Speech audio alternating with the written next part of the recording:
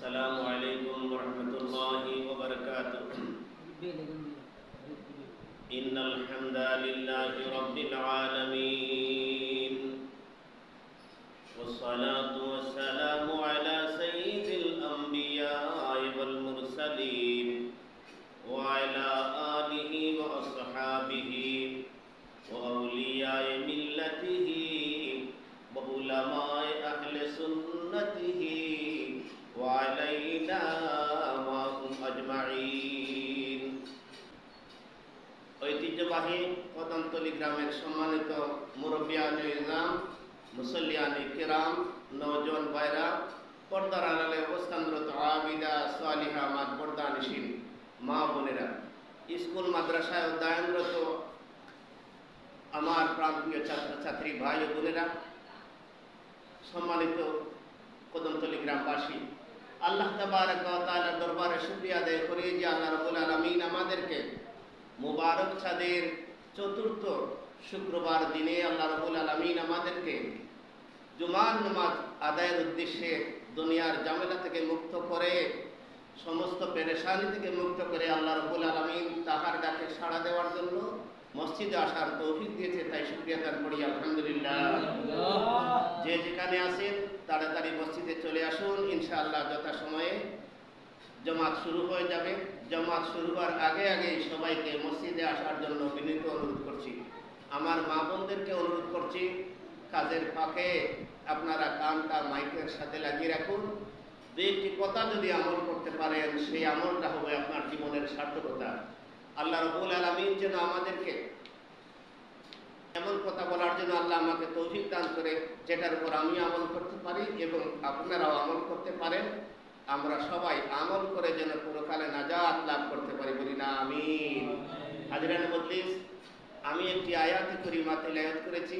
ওই আয়াতের আলোকে সামান্য সময়ে নামাজের পূর্বে ইনশাআল্লাহ আপনাদের সামনে আলোচনা করব। হাজিরানে মজলিস, আল্লাহ রাব্বুল আলামিন আমাদেরকে সৃষ্টি করেছেন তার ইবাদত বন্দেগী করার জন্য। আল্লাহ রাব্বুল আলামিন আপনি আমাদেরকে আশরাফুল মাখলুকাত বানিয়েছেন। আমার আল্লাহ বলতেছেন, বিসমিল্লাহির রহমানির রহিম, লাকাদ কাররামনা বানি আদম। আল্লাহ বানি আদমকে সম্মানিত করেছেন, মর্যাদাশালী করেছেন। 18 থেকে 80 হাজার মখলুকাতের মধ্যে আল্লাহ রাব্বুল আলামিন মানব জাতিকে শ্রেষ্ঠতম জাতি হিসাবে সৃষ্টি করেছেন। আর কোনো উদ্দেশ্য নাই আল্লাহর গোলামি করার জন্য। আমরা যদি আল্লাহর গোলামি না করি, আমরা যদি আল্লাহর ইবাদত বন্দেগী না করি, তাহলে আল্লাহর কিছু আসে যাবে না। এই জগতের মধ্যে যা কিছু আছে, ইচ্ছায় হোক অনিচ্ছায় হোক, আল্লাহর গোলামি করতেছে, আল্লাহর দাসত্ব করতেছে, আল্লাহর আনুগত্য, আল্লাহর বশ্যতা স্বীকার করে নিয়েছে। আমার আল্লাহ বলতেছেন, বিসমিল্লাহির রহমানির রহিম, ওয়ালাহু আসলামা মান ফিস সামাওয়াতি ওয়াল আরদি তাওআন ওয়া কারহান ওয়া ইলাইহি ইরজাউন। আসমানে জমিনে যা কিছু রয়েছে, 18 থেকে 80 হাজার মখলুকাত রয়েছে, সবাই ইচ্ছায় হোক অনিচ্ছায় হোক আল্লাহর আনুগত্য এবং বশ্যতা স্বীকার করে নিয়েছে। বলি সুবহানাল্লাহ। আমরা যদি আল্লাহর গোলামি না করি, তাহলে আল্লাহর কিছু আসে যাবে না। কিন্তু আল্লাহ আমাদেরকে আশরাফুল মখলুকাত বানিয়েছে, বড় মহব্বত করে সৃষ্টি করেছে।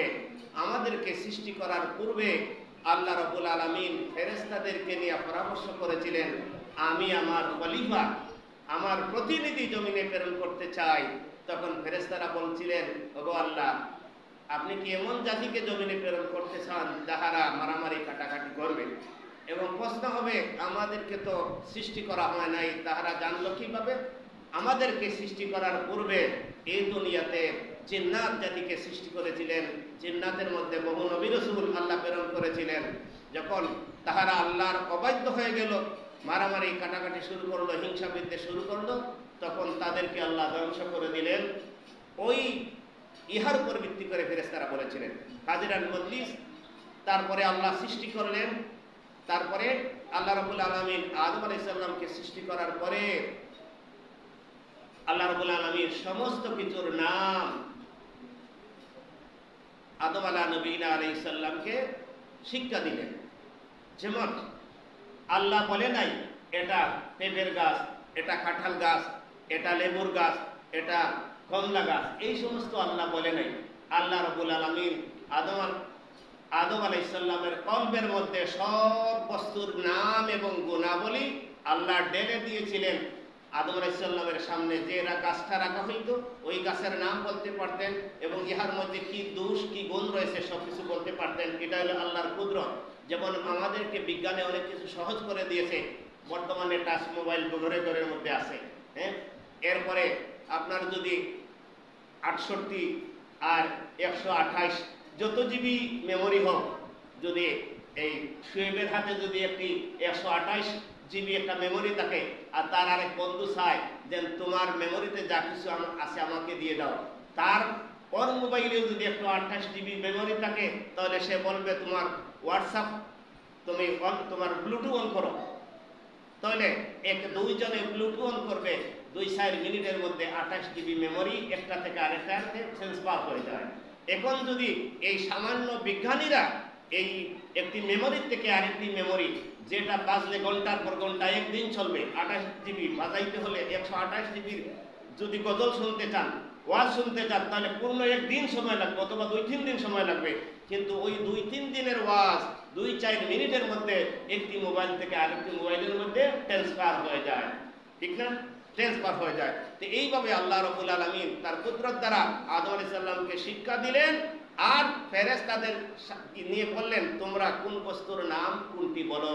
তাহারা বললেন কালু সুবহানাকা লা ইলমা লানা ইল্লা মা আল্লামতানা ইন্নাকা আনতাল আলিমুল হাকীম। আল্লাহ তুমি আমাদেরকে যা শিক্ষা দিয়েছো তাই আমরা জানি, এর চাইতে বেশি জানি না।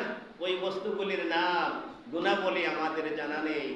আদম আলাইহিস সালামের সামনে রেখে বলেন ওরে আদম, আমি তোমাকে মহব্বত করে সৃষ্টি করেছি, তুমি বলো তো কোনটার নাম কি। তখন আদম আলাইহিস সালাম একে একে সব কিছুর নাম বলে দিলেন। ওই যে নাম বলে দিলেন, কে শিক্ষা দিয়েছেন? আল্লাহ শিক্ষা দিয়েছেন। তিনি দরে দরে বলেন নাই যে কোনটার, এটা পেঁপে গাছ, এটা কাঁঠাল গাছ, এটা আম গাছ, ওই সমস্ত আল্লাহ বলে নাই। আল্লাহ রাব্বুল আলামিন তার কলবে ঢেলে দিয়েছিলেন। তারপরে আমার আল্লাহ বললেন আরে ফেরেশতারা তোমরা বলো তো আমার আদম শ্রেষ্ঠ না তোমরা শ্রেষ্ঠ। তখন তারা বলল না আল্লাহ তোমার আদমই শ্রেষ্ঠ। আমরা বলতে পারি নাই, তোমার আদম বলে ফেলেছে, নিশ্চয়ই সে শ্রেষ্ঠ। তারপরে আল্লাহ বলছিলেন তোমরা আমার আদমকে সেজদা করো। এই আদমকে নূরের তৈরি ফেরেশতারা দ্বারা আল্লাহ সেজদা করাইয়াছেন আদমের শ্রেষ্ঠত্ব প্রকাশ করার জন্য। বলি না সুবহানাল্লাহ। আমরা শ্রেষ্ঠ জাতি, আল্লাহ রাব্বুল আলামিন আমাদেরকে শ্রেষ্ঠ বানিয়েছেন আর আমাদেরকে এ জমিনের মধ্যে প্রেরণ করেছেন তার ইবাদত বندگی করার জন্য, তার দাসত্ব করার জন্য। আল্লাহুম্মা সাল্লি আলা সাইয়্যিদিনা মাওলানা মুহাম্মদ ওয়া আলা আলি সাইয়্যিদিনা মাওলানা মুহাম্মদ। আল্লাহুম্মা সাল্লি ওয়া সাল্লিম ওয়া জিদ বারিক আলাইহি। হাজিরানে বদলিস, আল্লাহ রাব্বুল আলামিন আমাদেরকে সৃষ্টি করেছেন তার গোলামি করার জন্য। আমরা যদি আল্লাহর গোলামি করি, আল্লাহর দাসত্ব করি, আল্লাহর অনুগত্য এবং বৈশ্যতা স্বীকার করে, তাহলে আপনি আমি পরকালে নাজাত লাভ করব, জান্নাত লাভ করব। বলিন আলহামদুলিল্লাহ। আর যদি আমরা আল্লাহর অবাধ্য হয়ে যাই তাহলে আপনি আমি চিরদিনের জন্য জাহান্নামে জ্বলতে হবে। আমার আল্লাহ খুতবার মধ্যে উল্লেখ রয়েছে, মুর্শিদে বরহক আল্লামা আব্দুল সাফুল্লাহ রাহমাতুল্লাহ আলাইহি যে খুতবাখানা লিখেছেন, এই খুতবাতুল ইয়াকুবিয়ার মধ্যে এই আমল সম্পর্কে সুন্দরভাবে আলোচনা রয়েছে, আমলের প্রতিদান। এই খুতবার মধ্যে মুর্শিদে বরহক আল্লামা আব্দুল সাফুল্লাহ রাহমাতুল্লাহ আলাইহি উল্লেখ করেছেন, আমার আল্লাহ বলতেছেন বিসমিল্লাহির রহমানির রহিম, মান আমিলা সালিহাম মিন যাকারিন আও উনসা ওয়া হুয়া মুমিনুন ফালানুহইয়ান্নাহু হায়াতান তাইয়্যিবা। আমার আল্লাহ বলতেছেন মান আমিলা সালিহাম মিন যাকারিন আও উনসা, তোমাদের মধ্যে যে নারী বা পুরুষ নেক আমল করবে, নেক আমল করবে, ভালো কাজ করবে। মান আমিলা সালিহাম মিন যাকারিন আও উনসা, নারী হোক আর পুরুষ হোক, যেই নেক আমল করে, ফালানুহইয়ান্নাহু হায়াতান তাইয়্যিবা, আল্লাহ রাব্বুল আলামিন তাদেরকে হায়াতে তৈয়্যিবা দান করবেন। বলি না সুবহানাল্লাহ। সেটা কে বলতেছেন? আমার আল্লাহ বলতেছেন। তাহলে এই হায়াতে তৈয়্যিবা কি? এই দুনিয়াটা ক্ষণস্থায়ী আর পরকাল হলো স্থায়ী। তাফসীরের মধ্যে লিখেন, এই দুনিয়াতে আল্লাহ সুখ শান্তি দান করবে, যতদিন তাকে আমরা শান্তির জীবন আল্লাহ দান করবে। আমার পীর ও মুর্শিদ বলতেন, তোমরা শান্তি মনে নামাজ পড়বে, আল্লাহ রাব্বুল আলামিন তোমাদের জীবনকে শান্তিময় করে দিবে। বলি না সুবহানাল্লাহ। যেতে বড় ঝামেলার মধ্যে থাকে না কেন, নামাজ পড়ার সময় খুশু খুজুর সাথে আমার আল্লাহ আমাকে দেখতেছেন, আমি এক ফুলসিরাতে দাঁড়িয়েছি, আমার আল্লাহ আজরাইল আমার পিছনে আর আমার আল্লাহ আমার সামনে আমাকে দেখতেছেন, সেই বিশ্বাস নিয়ে খুশু খুজুর সাথে তোমরা নামাজ পড়বে। যত সুন্দর নামাজ পড়বে, আল্লাহ তোমাদের জীবনকে তত সুন্দর বানিয়ে দিবে। বলি না সুবহানাল্লাহ। মান আমিলা সালিহাম মিন যাকারিন আও উনসা ওয়া হুয়া মুমিনুন ফালানুহইয়ান্নাহু হায়াতান তাইয়্যিবা। আল্লাহ রাব্বুল আলামিন আমাদেরকে হায়াতে তাইয়্যিবা দান করবেন, দুনিয়াতে সুখ ও শান্তি দান করবেন, আর পরকালে আল্লাহ আপনি আমাদেরকে জান্নাতুন নাঈম দান করবে। বলি না সুবহানাল্লাহ। আমরা এই দুনিয়াতে মুমিনদের দুনিয়া, আর দুনিয়া সিজনুল মুমিনে ওয়া জান্নাতুহা লিল কাফির, এই দুনিয়াটা হইল মুমিনদের জন্য জেলখানা আর কাফিরদের জন্য জান্নাত, কাফিরদের জন্য সুখ শান্তির জীবন এই দুনিয়াটা, আর মুমিনদের জন্য কষ্টদায়ক। হাজিরানে মজলিস, আমরা 10 বছর 20 বছর 50 বছর জীবন যাপন করব, 60-70 বছর জীবন যাপন করে তারপরে আপনি আমি কবর দেশে চলে যাব, আর কবর দেশে যাওয়ার পরেই আমাদের পরকালের জীবন শুরু হয়ে যাবে। সেই জীবন, পরকালের জীবন যাদের সুখী হয় তারাই সুখী, আর যাদের পরকালের জীবন দুঃখী হয় তাদের সাথে দুর্ভাগ্যবান আর হতে পারে না। হাজিরান মজলিস, তাহলে আপনি আমি যদি নেক আমল করি, সেই নেক আমলের প্রতিফল আপনি আমি ভোগ করব।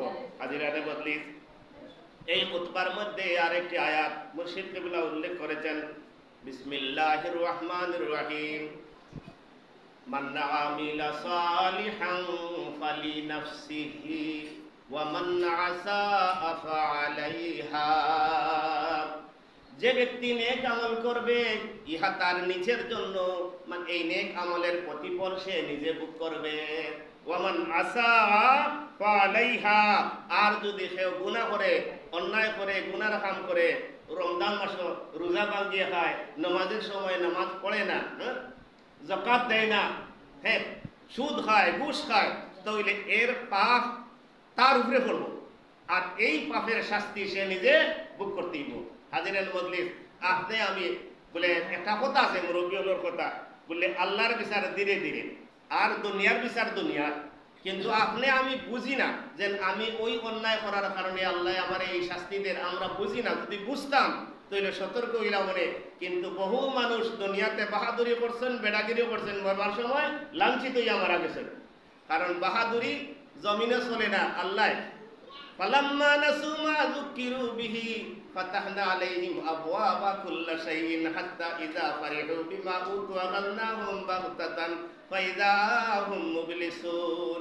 আমার আল্লাহ বলতেছেন, মানুষ যখন দুনিয়াগামী হয়ে যায়, আমি দুনিয়ার সুখ শান্তির সমস্ত দরজা তার জন্য খুলে দেই, সেই সুখ শান্তিতে বিভোর হয়ে যায়। আর যখন আমি তাকে পাকড়াও করি, ধরি, তখন সে দিশাহারা হয়ে যায়, তখন আর চোখে পড়তে দেয় না।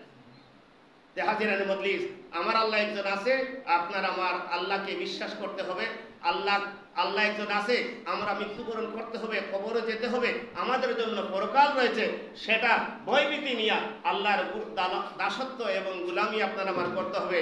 যদি আপনি আমি দুনিয়াতে থাকা অবস্থায় পরকালের সামান জোগাড় না করি, আল্লাহর গুলামি না করি, তাহলে পরকালে আপনার আমার কষ্টের সীমা থাকবে না।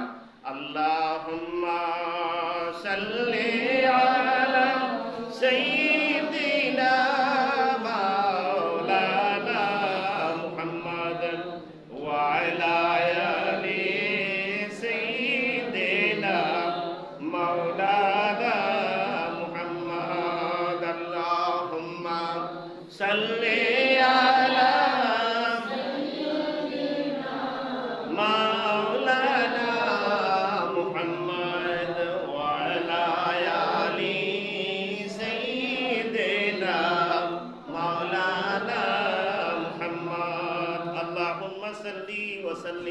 বারিক আলাইহি। হাজিরানে মজলিস, মানুষ দুনিয়াতে যতদিন থাকে ততদিন সে নেক আমল করে, ভালো মন্দ যা কিছু দুনিয়াতে যত সময় পর্যন্ত দেহের মধ্যে প্রাণ রয়েছে তত সময় করতে পারে। আর যে সময় ওই দেহ থেকে প্রাণ পাখি চলে যায় তখন আর সে ভালো মন্দ কিছুই করতে পারে না। হাজিরানে মজলিস, আমার নবীজি বলতেছেন, ইজা মাতাল ইনসানু ইনকাতা আনহু আমালুহু ইল্লা মিন সালাসাতিন ইল্লা মিন সাদকাতিন জারিয়াতিন আও ইলমুন ইয়ানফাউ বিহি আও ওয়ালাদুন সালিহুন ইয়াদউ লাহ। মানুষ যখন মারা যায় তখন তার যাবতীয় নেক আমল বন্ধ হয়ে যায়, সে আর কোনো নেক আমল করতে পারে না। আল্লাহর নবী বলতেছেন, ইল্লা মিন সালাসাতিন, তিনটি কাজ ব্যতীত। ইল্লা মিন সাদকাতিন জারিয়াতিন, এক নম্বর হলো সাদকায়ে জারিয়া, আও ইলমুন ইয়ানফাউ বিহি আও ওয়ালাদুন সালিহুন ইয়াদউ লাহ। দুই নম্বর হইল ফায়দাজনক ইলম, আর তিন নম্বর হইল ফায়দাজনক সন্তান, নেক সন্তান।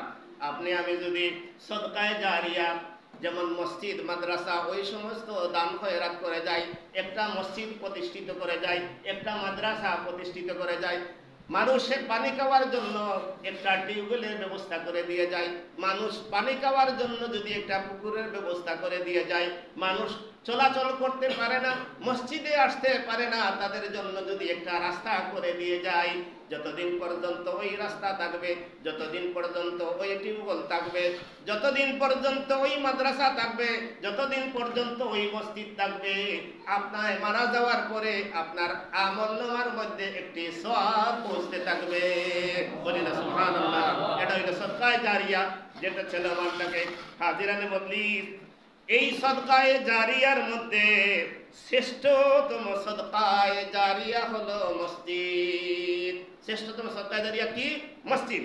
আমার নবীজি বলতেছেন, খুতবার মধ্যে উল্লেখ রয়েছে, قال النبي صلى الله عليه وسلم من بنى لله مسجدا بنى الله له بيتا في الجنة رواه الشيخين। ইমাম মুসলিম এবং ইমাম মালিক এই হাদিসখানা উল্লেখ করেছেন। তারা দুইজনে বর্ণনাকারী, হাদিসকে বলা হয় রাওয়াহু শাইখাইন। এই শাইখাইন বর্ণনা করেছেন। আমার নবী বলতেছেন, আল্লাহকে রাজি এবং খুশি করার জন্য যদি আল্লাহর কোনো বান্দা দুনিয়ার মধ্যে একটি মসজিদ প্রতিষ্ঠিত করে যায়, জান্নাতে তার জন্য আল্লাহ একটি মসজিদ, একটি ঘর তৈরি করবেন। বলি না সুবহানাল্লাহ। এখন বলবেন, আমার তো আর্থিক কোনো সম্পত্তি নাই, আমি তো একা করতে পারবো না, আমার দ্বারা কি কোনো ব্যবস্থা আছে? হ্যাঁ, আপনার সাধ্য মতো আপনি দান খয়রাত করিয়া মসজিদের মধ্যে দিয়ে যান। আমার নবী বলতেছেন, যখন হাসরের মাঠ শুরু হয়ে যাবে, তখন ইসরাফিল আলাইহিস সালাম সিংহার মধ্যে ফু দিবেন। যখন কিয়ামতের নির্দেশ আসবে, আল্লাহর ইচ্ছা হবে কিয়ামত হয়ে যাক, সমস্ত পৃথিবী ধ্বংস হয়ে যাক, তখন আমার নবী বলেন, ইসরাফিল আলাইহিস সালাম একটা সিংহার মধ্যে ফু দেবেন। ফু দেওয়ার সাথে সাথে পাহাড় পর্বত বৃক্ষলতা যা কিছু আছে দনিত তুলার মতন খণ্ড খণ্ড হইয়া চূর্ণ বিচূর্ণ হইয়া উঠতে থাকবে। বলি না সুবহানাল্লাহ। আল্লাহকে সিজদা করার জন্য, আল্লাহকে ইবাদত বন্দি করার জন্য যে সমস্ত মসজিদ করা হয়েছে, ওই মসজিদগুলা ধ্বংস হবে না। আমাদের উপর দিয়া যেভাবে পাখি উড়ে যায়, আমাদের উপর দিয়া যেভাবে বিমান উড়ে যায়, আমার নবী বলতেছেন ওই মসজিদগুলা জমিন থেকে উঠে আকাশের মধ্যে পাখির মতন উড়তে থাকবে। বলি না সুবহানাল্লাহ। আল্লাহুম্মা সাল্লি আলা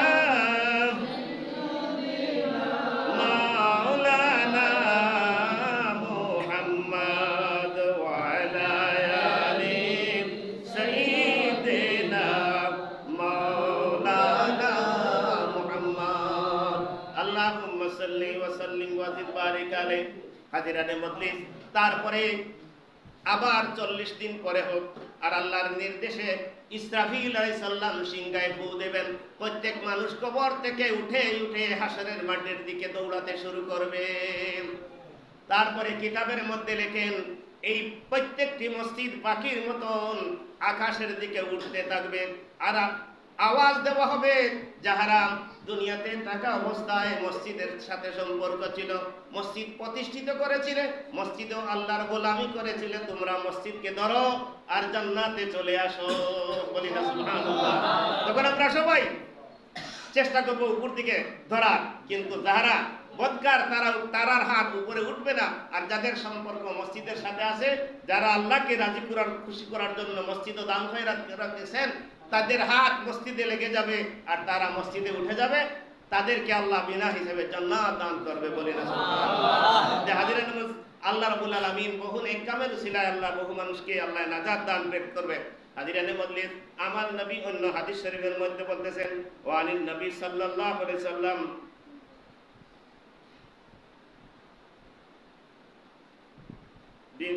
সাল্লাল্লাহু আলাইহি সাল্লাম শাররুল বাকায়ে আসওয়াকুহা ওয়া খায়রুল বাকায়ে মাসাজিদুহা মাসাজিদুহা। আল্লাহর নবী ফরমান, দুনিয়ার মধ্যে সবচেয়ে শ্রেষ্ঠতম স্থান হলো মসজিদ, আর সবচেয়ে খারাপ স্থান হইল বাজার। বাজারও যত বেজাইল্লা সব কিছু বাজারের মধ্যে, আর শান্তি হইল বেহেশতের মধ্যে। যেমন আল মুমিনু ফিল মসজিদে কাসামাকু ফিল মা ওয়াল মুনাফিকু ফিল মসজিদে কাতুয়ুরু ফিল কুফুস। আমার নবী বলতেছেন, মুমিনরা যখন মসজিদের মধ্যে প্রবেশ করে, মাছ যখন শুকনা থেকে পানিতে পড়লে যেমন শান্তি পায়, মুমিনরা ওইভাবে শান্তি পায়। আর মুনাফিক মসজিদে ঢুকলে ফাঁকি পিঞ্জিরার ভিতরে থাকা অবস্থায় যেভাবে ছটফটি করে, তারাও এইভাবে ছটফটি করে। মসজিদে ঢুকলে বোঝা যাইব কার মধ্যে ইমান আছে আর কার মধ্যে ইমানের কমজোরি আছে। যারা দেখবায় মসজিদে বইয়া শান্তি মনে আল্লাহ বিল্লাহ করে, বোঝা যাইব এরা মসজিদের প্রতি মহব্বত। আর যারা খালি ইমাম সাহেব খুতবা পড়েন না করে, কেরাত তো লম্বা খেলে, বোঝা যাইব এর মাঝে বেমার আছে। আল্লাহ রাব্বুল আলামিন আপনি আমাদেরকে শান্তি মনে মসজিদে বসিয়া যেন নামাজ পড়ার তৌফিক দান করে। বলি না আমিন। আপনারা যে যতটুকু পারেন সাধ্য মতো এই মসজিদের মধ্যে দান খয়রাত করবেন। হাজিরানে মজলিস, আল্লাহর নবী মসজিদে কুবা বানাইতে চাইলা, ওই মসজিদে কুবা যেখানে আছে সেখানে দাঁড়িয়ে আল্লাহর নবী বললেন, আমি এখানে একটি মসজিদ বানাইতে চাই। কাউকে কিছু বললেন না। ওই মুহূর্তে মসজিদে কুবাটা যে জায়গার মধ্যে হয়েছে, হয়তো ওই সাহাবীর নাম আমির আনসারী, ওই সাহাবী বললেন, ইয়া রাসূলুল্লাহ, ইয়া হাবিবাল্লাহ, আমি আমার বাড়িটা আপনাকে মসজিদের জন্য দিয়ে দিলাম। বলি না সুবহানাল্লাহ। মসজিদটা এখন অনেক বড় হয়েছে, কিন্তু ওই মসজিদটা যে সাহাবী দিয়েছেন, কিন্তু ওই মসজিদে যতদিন সাহাবায়ে কেরাম নামাজ পড়েছেন আর যত হাজি নামাজ পড়বেন, প্রত্যেকের সওয়াবের সমতুল্য সওয়াব ওই সাহাবী লাভ করবেন। বলি না সুবহানাল্লাহ।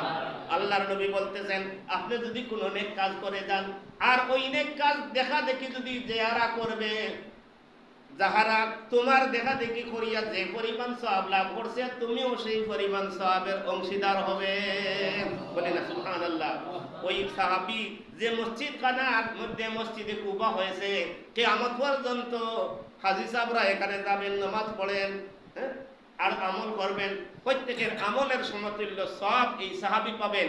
কিন্তু তিনি যদি ওই ভূমিটা মসজিদে না দান করতেন, তাহলে ওনার ছেলেরা ওটাকে বন্টন করে নিত অথবা বিক্রি করতো, ঠিক না? আপনিও যদি আপনার সাধ্য মতো যদি 100 টাকা 200 টাকা মসজিদে দিয়ে যান, সেটা হইলো আল্লাহর ব্যাংকে দিলেন, সেটার কেউ দাবিদার হবে না। আপনি যদি কোনো মসজিদের মধ্যে কিছু ভূমি দান করে যান, 1 শতক 2 শতক অর্ধ শতক যে পরিমাণ যদি ভূমি দিয়ে যান, আপনার জায়গা দিয়ে যান, যেমন একটা মসজিদ হইতো, মসজিদটা বড় করার প্রয়োজন, আপনার পাশে জায়গা আছে, আপনি যদি ওই পাশের জায়গাটা যে মসজিদে দান করেন, আমি মসজিদে দান করলাম, আর আমি গরিব মানুষ, আমারও আরেক বাড়ি করার কোনো ব্যবস্থা নাই, পঞ্চায়েতর কি আছে না? যেমন এক বেড়ার বউ মরে গেছে, তাই নিলে বাউ, আর এর কতদিন বাদে ফুরুবাই মরে গেছে। এখন ফুরুবাইয়ের বউয়ে এখন জামাই খারে লইতা বড় চিন্তার মধ্যে পড়ে গেছেন। তার মানে হইলে বাউরের গেছে বিয়া বইটা, তখন এখন কিলা কইতা বাউরের গেছে বিয়া বইতা, ফাইতান জমাইলা জমাইয়া কইলা, লাল পয়সা বড় পরিবার নাই আর আমার বাচ্চাই তোর বাপ নাই, পঞ্চায়েতর কি আস কিতা বুঝো? লাল পয়সা বড় কি নাই, বউ নাই, আর আমার বাচ্চাই তোর বাপ নাই পাঞ্চাই তোর পেয়াস। এতে কিতা বোঝা গেল বিয়ার প্রস্তাব দিছি না দিছি না? এখন যদি এইভাবে যদি আপনি আমি যদি এইভাবে পঞ্চায়েতর কেয়াস লইয়া মসজিদও দান করিলাই, তাহলে এই জায়গাটা মসজিদে দান হয়ে যাব, এর বিনিময়ে আপনি আমি সব পাইব।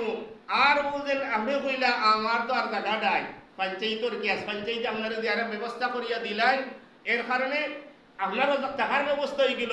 কিন্তু যে জায়গাটা আপনি মসজিদে দান করিয়া যাইবা, এই জায়গাটা আর কোনো আপনার আওলাদে বাটিয়া নিতে পারতো নাই, এর সব আপনি হইবা। আর যে জায়গা পঞ্চায়েতে বাড়ি করিয়া দিয়েছেন বা একটা ব্যবস্থা করিয়া দিয়েছেন, এই জায়গারে আপনি মরি গেলে আপনার আওলাদে বাটিয়া সাইটে নিবা।